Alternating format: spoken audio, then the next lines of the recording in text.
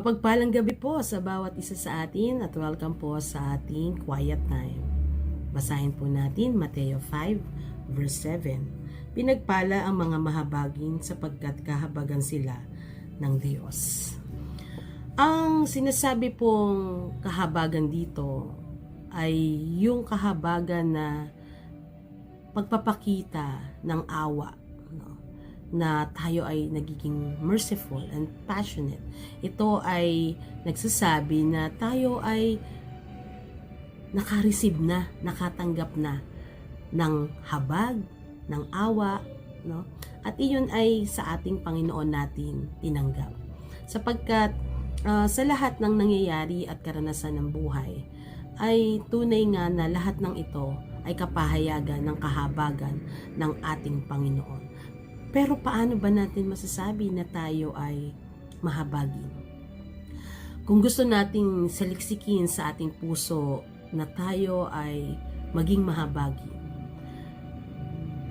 ito ay pagiging empty, no?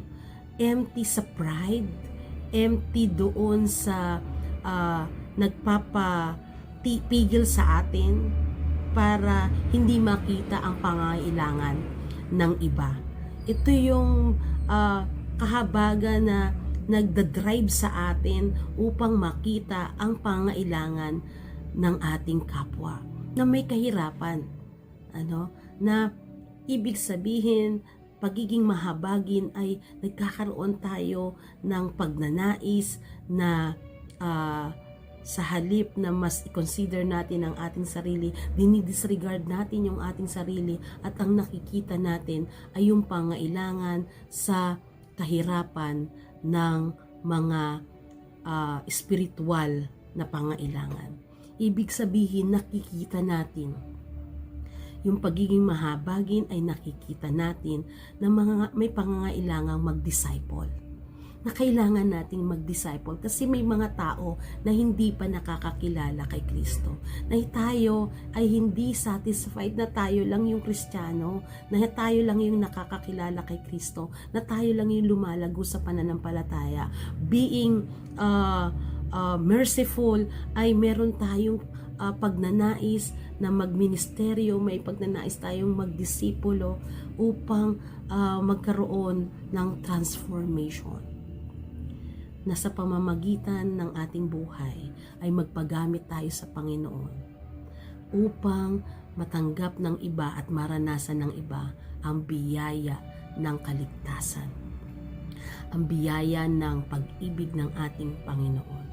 Ay kaya yung pagiging merciful na uhaw din tayo, no? Uhaw tayo doon sa pagdidisipulo, uhaw tayo doon sa pagbabahagi ng mabuting balita. Kaya ang inaasahan sa atin, kung tayo ay mahabagi, na ipapakita natin na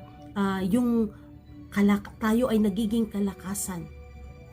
Tayo ay nagiging kalakasan sa iba.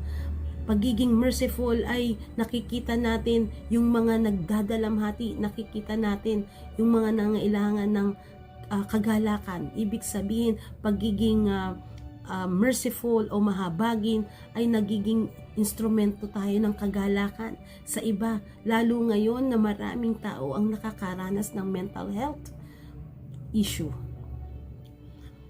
Pagiging merciful ay nagiging instrumento tayo ng pagbabagong buhay, nagiging instrumento tayo ng pagbabago ng ibang tao na kung saan yung parang imposible sa paningin ng iba ay nagiging posible sapagkat tayo ay nagpapasakop sa kahabagan ng ating Panginoon. Pagiging mahabagin ay yung tayo ay nagiging instrumento upang malayo sa kapahamakan ang ating kapwa.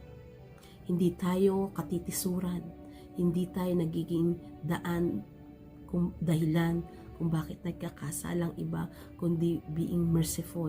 Tayo ang humahatak, tayo ang nagiging instrumento upang malayo sa kasalanan ang ating kapwa. At pagiging merciful ay nagiging instrumento tayo ng pagkalinga sa kaluluwa at pananampalataya ng iba. Hindi po ba't napakalaking pribilehiyo na ito? Kaya Kaya kapag ganun tayo sa ating buhay, na meron tayong kahabagan at nahayag ito sa ating buhay, walang ibang nahabag sa atin kundi ang Panginoon. Kaya kahahabagan tayo ng ating Panginoon. At ito ay isang pribilehiyo na isang Diyos na makapangyarihan, ang Diyos na nahabag sa atin. Kaya may katiyakan na sa lahat ng ating ginagawang paglilingkod sa ating kapwa, pagdidisipulo at tayo ay nagiging instrumento, tayo ay pinagpapala ng Diyos. Tayo ay may assurance na hindi tayo nag-iisa, hindi tayo mauubusan, hindi tayo mawawalan, sapagkat ang Diyos ay mabuti. Kahahabagan ka ng Diyos. Kaya huwag tayong matakot maglingkod. Huwag tayong maging madamot sa ating paglilingkod, sapagkat ang Diyos ay mabuti at mahabagin para sa atin. Kapatid, nakikita ng Diyos ang pusong mahabagin. Tayo manalangin. O Diyos na makapangyarihan sa lahat, napakabuti mo sa amin.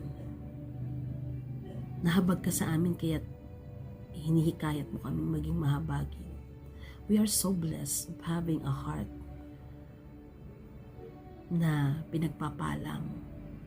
Patawarin mo kami kung minsan madamot kami, patawarin mo kami, minsan selfish kami, patawarin mo kami.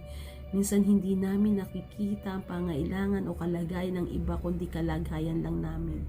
O Diyos, tulungan mo na mapalakas ang aming pananampalataya, ang aming mga hangarin, ang aming mga pangarap. Tulungan mo kami, O Diyos, na makasunod sa kalooban mo. Tulungan mo kami na maging instrumento ng iyong kahabagan sa pagbabagong buhay, kagalakan, pagpapala ng ibang tao.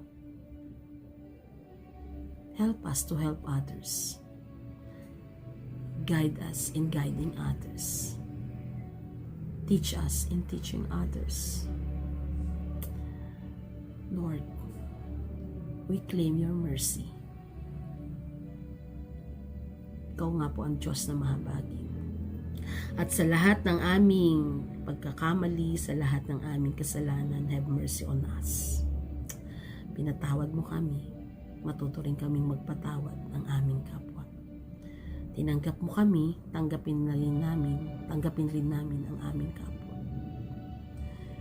Iniibig mo kami, tulungan mo rin kami na maging maibigin sa aming kapwa. Ito po ang aming panalangin, O Diyos, sa pangalan ni Jesus. Amen. Amen. Kapatid, mapalad ka sapagkat ikaw ay may hangarin maging mahabagin sa ating kapwa.